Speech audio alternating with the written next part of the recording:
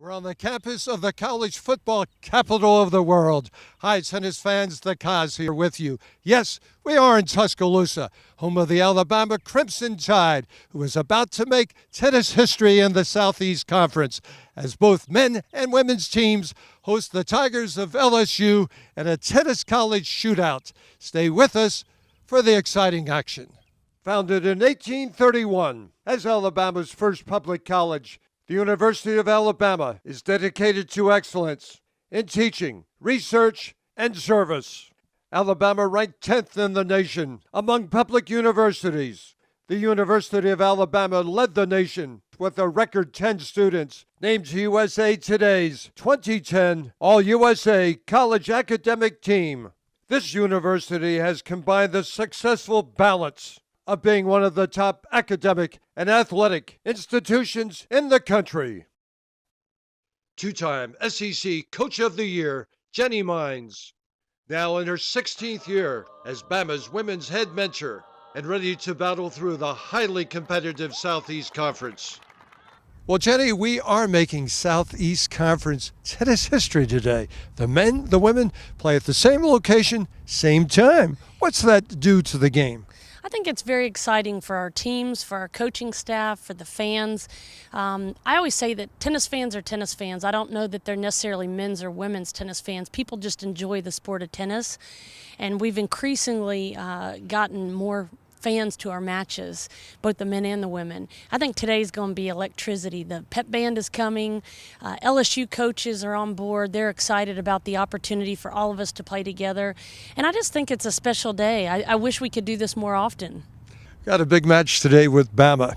What are you looking forward to in this match, Julia? I'm looking forward to playing with the men. I think it's exciting. It's the first time apparently in the SEC. It's great for college tennis. It's great for our fans, and it's awesome for our players. It makes this electric atmosphere that it gets them inspired. It keeps them going. It keeps them motivated. So I'm looking forward to having a fun day. First-year Bama men's head coach George Husak, former associate head coach, a four-time defending national champion, University of Southern California Trojans, was keen about making his SEC mark. Well, George, everybody is so happy to have you in town. You bring Big Ten experience here, Pac-10 experience. What's the difference, or is there a common denominator between those conferences and the SEC? Well, I'd say the conference as a whole, the SEC is much stronger. But the game, we've got the same lines and the same height on the net and the same ball. Same score too, I guess. Same score, and in the end, it's the same game all the way around. So, just really nothing has changed that much in that regard. George, what can we look forward to in this showdown? Well, hopefully it's a great competition. Something I've preached to the guys all year is we need to compete. Coach Brown, we know the rivalry in football between LSU and Bama. What's it like in tennis? Well, it's become taken on a life of itself in football with both teams challenging for national championships over the last several years. But in the SEC in tennis, there's so much depth, and teams are so competitive that there's no weekends off, and our rivalry is intense with several teams. But Alabama certainly, amongst our fan base, that even it goes beyond a tennis fan base that kind of is interested at least checking out who wins this match. On a clear sky but gusty day, the Bama women were the first to cash in with the initial leg of the doubles, as ITA fourth-rated team of exercise science major Marianne McFarland and public relations major Alexa Garachi displayed the aggressive doubles arsenal that has made them one of the best doubles teams in the country. As the Tide took out LSU's Oklahoma State transfer Mary Jemiah and psychology major and five-star recruit Ariel Morton, 8-2. The Crimson Tide men promptly followed suit, grabbing their first fragment of the doubles as number 2 doubles, National Open doubles champion Becker O'Shaughnessy and Estonian Junior Open finalist Daniel Proskura held on with a display of high percentage shot selection and out-finessed two-time national doubles titleist Roger Anderson and national boys 16 doubles champion Tam Trin, 8-6. For fans watching both genders on opposite side of the stadium seats, The question was, who was going to clinch the doubles first? The Tide women were keen about laying claim to the opening lead as Bama's number 2 team, 2003 German Open doubles champion Antonia Fuse and Pacific Northwest Fed Cupper Maya Jensen combined some explosive passing shots and terminating volleys to shut the door on first team All-Louisiana honors member E.B. Wilson and 2012 SEC Community Service Team member Carrie Frankenberger. 8-4, giving Bama a 1-0 lead.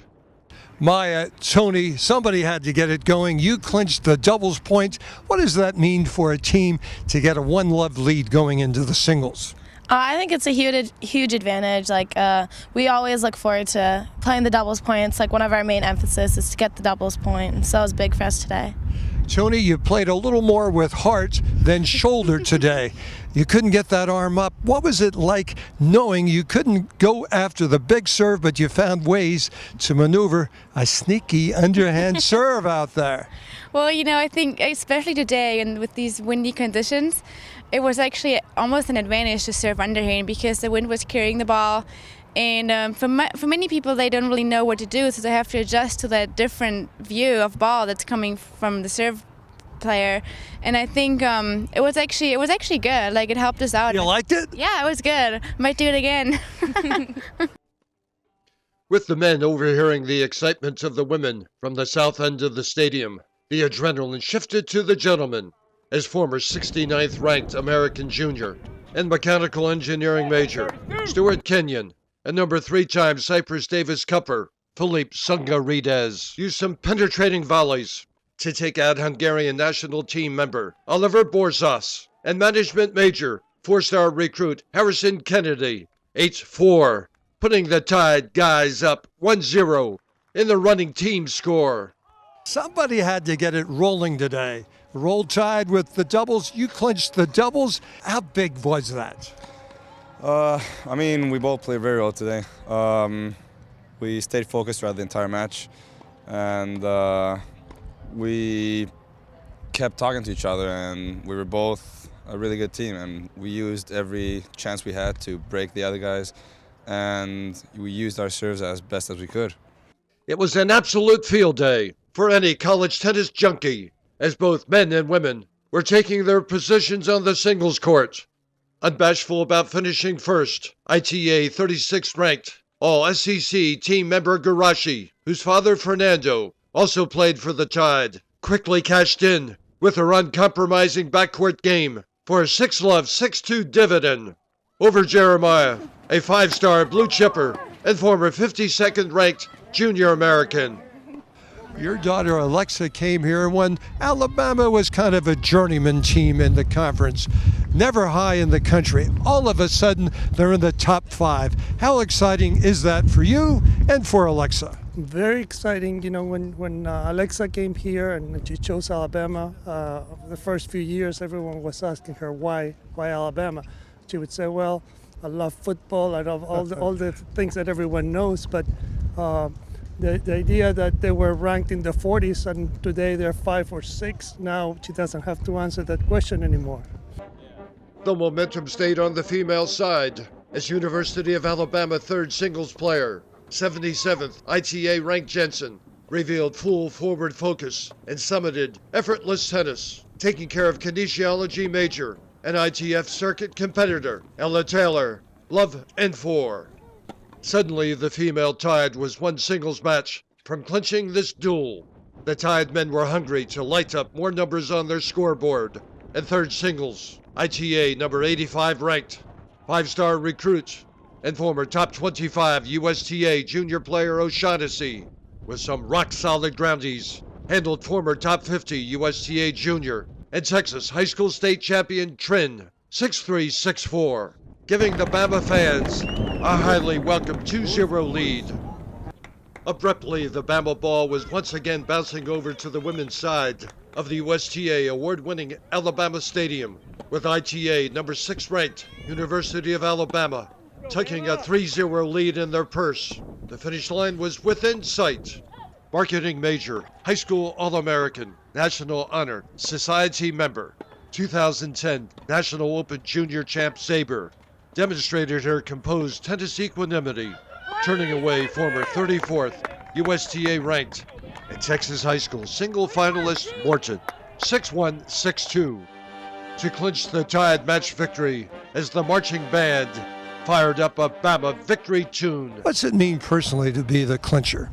Well, honestly, I just go out on the court and work to do my best, and I want to get a point for my team. So being the clincher is nothing more than just helping my team out and winning that one more point. So it was fun today. It was great, but you got to give my team credit. They worked really hard and did a great job. Absolutely, but isn't it nice when that clincher position does fall on your court? It is nice, but, I mean, the team did great. Just to get a W up there is great. I mean, if it's me, great. If it's my teammates, fabulous for them. I'm still happy. There were still a full slate of premier college tennis matches on tap, as the tension was shifting over to the fellas, as the lingering men's matches were all very much still up for grabs. Two-time Texas High School State singles champion Kenyon called upon his huge game and a myriad of weapons to final set whitewash former number 35 USTA ranked number 1 Georgia junior player Kennedy in the first three-setter of the day, 3-6, 2-6, 6-love, presenting Bama a 3-0 advantage. However, the 4 men's remaining singles matches were yet to be claimed.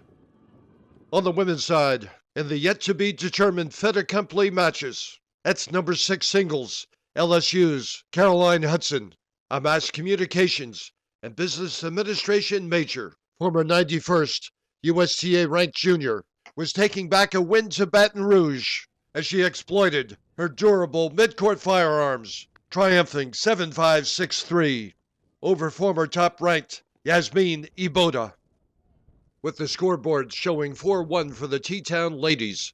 Number 106 ITA ranked, former 17th ranked American junior player Mayneto evinced a broad potpourri of diverse shot selections, dispatching former 5-star 44 USTA ranked Wilson 6-4, 6-1.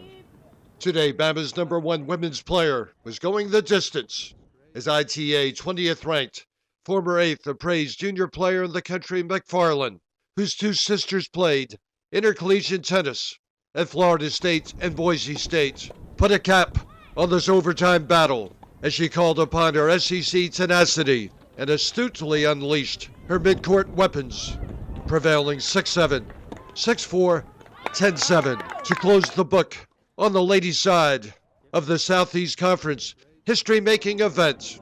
Nevertheless, unfinished business was still on the table for the Tide and Tiger men, with the Tide men steering the 3-0 scoreboard. The Baton Rouge boys needed to pony up to stay alive. LSU's number 4 player Stefan Szynski, former National Australian Boys 16 clay court finalist, 2010 SEC Community Service Team member, was going to keep alive the Bayou Hope with strategically deployed wide angles, stopping 3-time Cypress Davis Cup member Tsonga Ridus 3-6, 6-2, 6-4.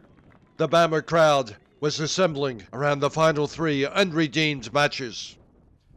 The University of Alabama men were now ahead 3-1. 2012 ITA All-American representative Proscura rose to the occasion to clinch this SEC victory as he used his smooth stroking and immaculate ball contacting to close out his Tiger opponent, Hungarian national team member, ITA 35 career high, Borsos 4-6, 6-4, 6-3 to raise the Bama victory flag in an insurmountable 4-1 determining win.